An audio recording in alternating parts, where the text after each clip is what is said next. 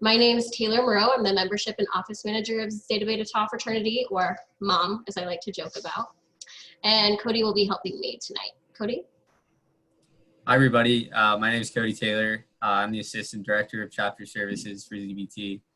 And yeah, I'll be helping explain the position of Operations Director and reviewing the manual with you all today. So as we go through the manual, we're just going to show you the new setup and then get into the individual officer responsibilities. If you want to, while we go through those responsibilities, we're going to be going through a couple aspects of them. So if you have any questions, go ahead and ask, and then we'll take more questions afterwards. All right, so as we scroll down, we're going to see our table of contents. You have the mission and credo listed, and then of course the officer structure. Here you're going to see a list of the governing documents outlining the functions of the fraternity, and these set the standards for brotherhood as well. These are all going to be found on that MyZBT Resource Center. It's again, once you log on to MyZBT, it's going to be on the left-hand side in the yellow ribbon. It's going to see Resource Center, and you'll see all of these documents listed. These are also going to be resources specific to the Operations Director position, so make sure you check out each of these resources as well. So on this page, you're going to see the individual responsibilities listed. There are 11 given to the Operations Director. And again, we're going to go through these individually. As we go through each one of them, they're going to be listed out in terms of like the basics as to what we expect that responsibility to be assigned to that responsibility. Then we have recommendations on top of those. So Cody, do you want to start with the first one? Yeah, absolutely.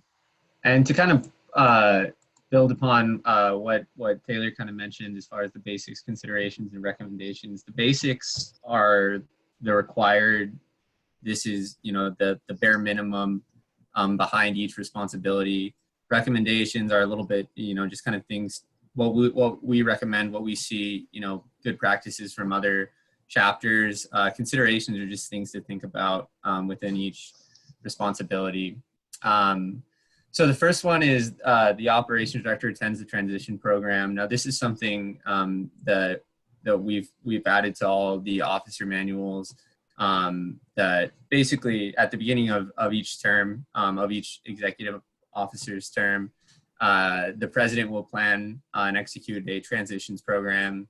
Now we're working on content that we can kind of pass out to chapters, but right now the responsibility is on the chapter to create the program, but we're working on something that we can kind of give to chapters to kind of guide them in that, but that's TBD, so we'll get back to you on that. But basically what the transitions program is meant to do is just kind of allow the executive board to set goals, expectations, devise, you know, action plans for their term on exec. So that's the first responsibility within the operations director.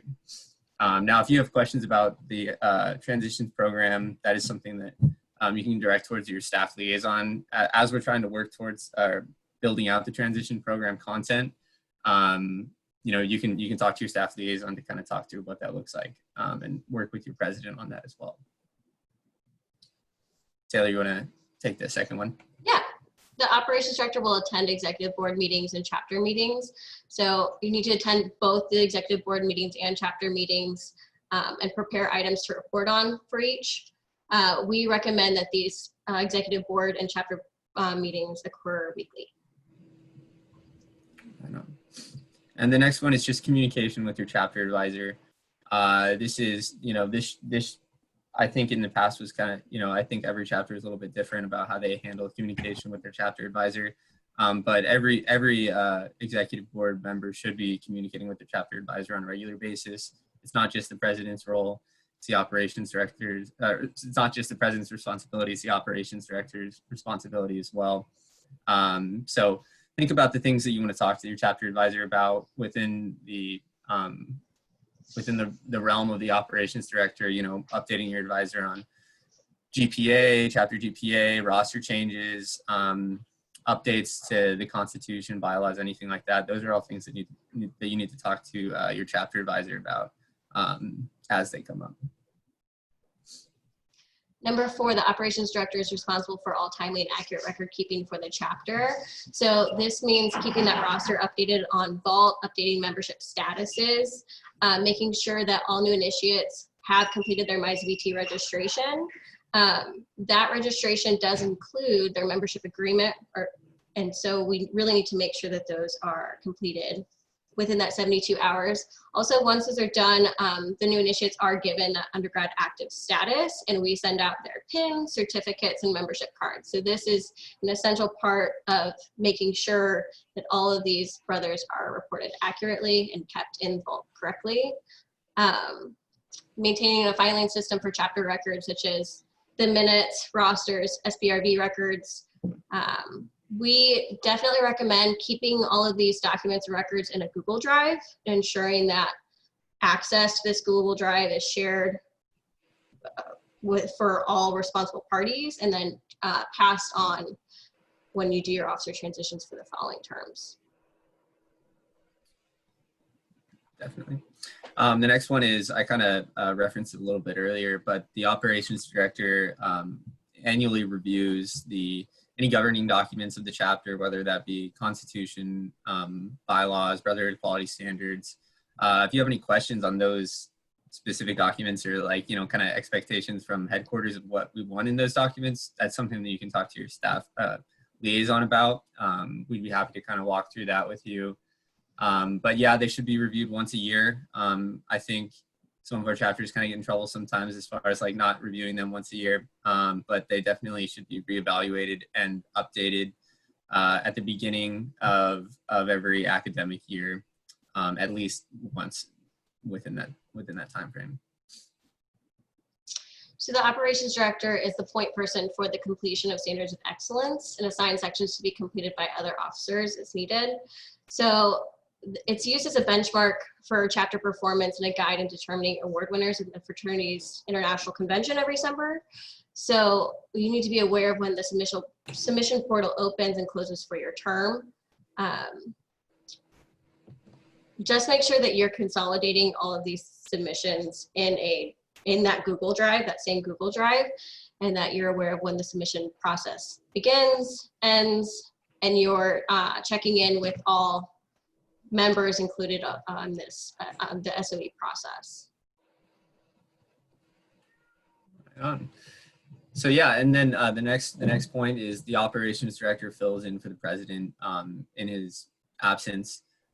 So basically, the operations director is the number 2 for the president. So if the president ever needs to, attend IFC meetings for any ZBT headquarters conferences or anything like that, if the president can't attend, the operations director should attend for him in his absence. This can also entail like emergency situations as well.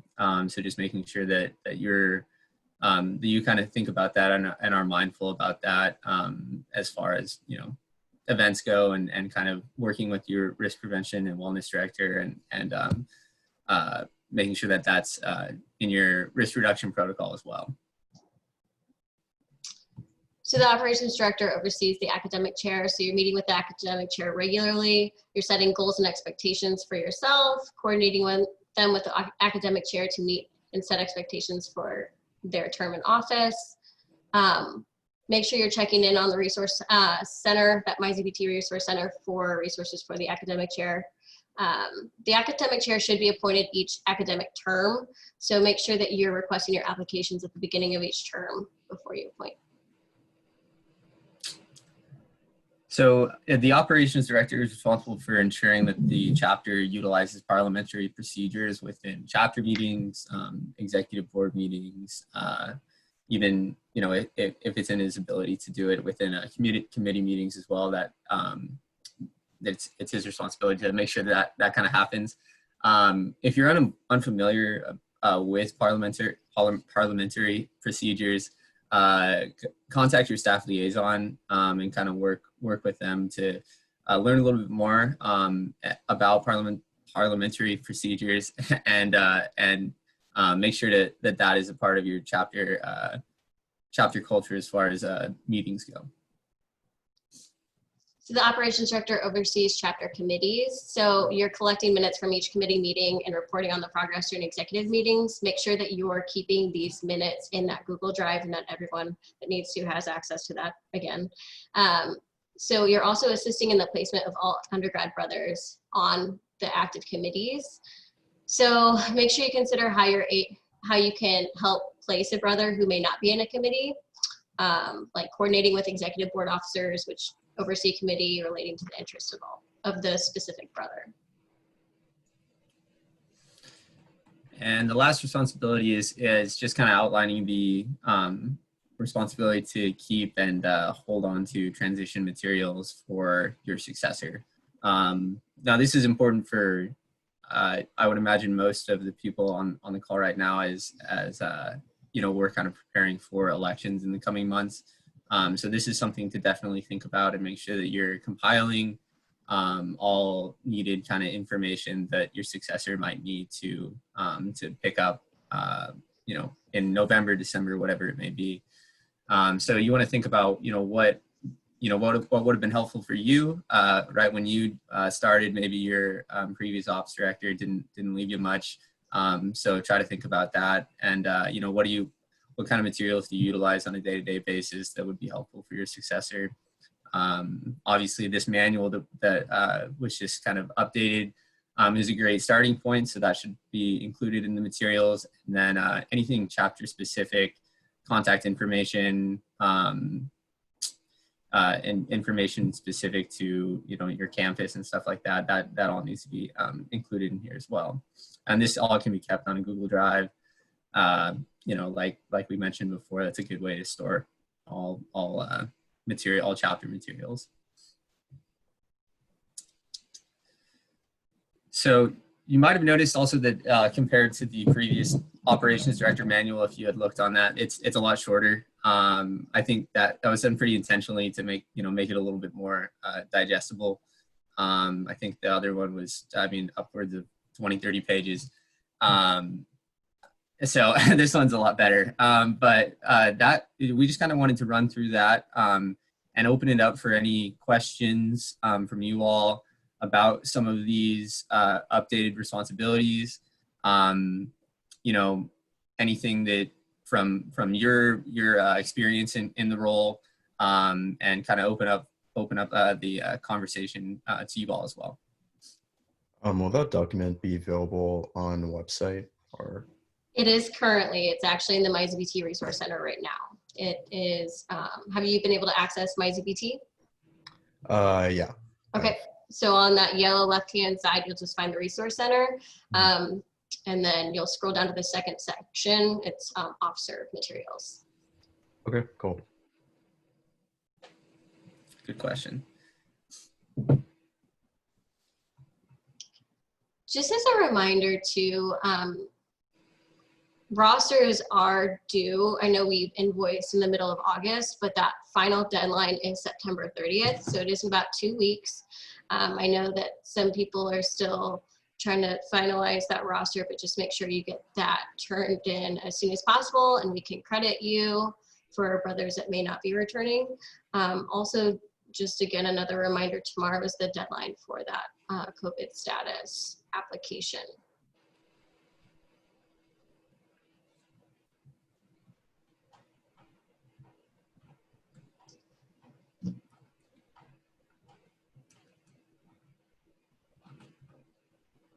Right on. I think one of the cool things, obviously you all will have access to this updated manual, but as elections come along and you're passing off information to your successor, we're recording this video as well, so this is something that if you want to pass off the video to them, as part of your transition materials, that's a great way to give them that kind of visual form of education regarding their regarding this position as well. So this will be on the ZBT YouTube page. If you would like to look through as well, there's a lot of backlogged videos from previous programs that we've done over the summer and everything like that. So it's a good resource to in general, the entire YouTube page. And just again, as far as where you can find this document and other resources, I'll just briefly share my screen so you can see exactly where it's at. Are you guys able to see it? All right, so just on this left-hand side, you're gonna see this resource center, and there's a lot here, so make sure you collapse and expand these. But these will be Taylor, found. I don't think we can see it. Oh. I don't think the screen is shared. Oh no, sorry about that. There we go. Awesome. So again, left-hand side, you're clicking this resource center.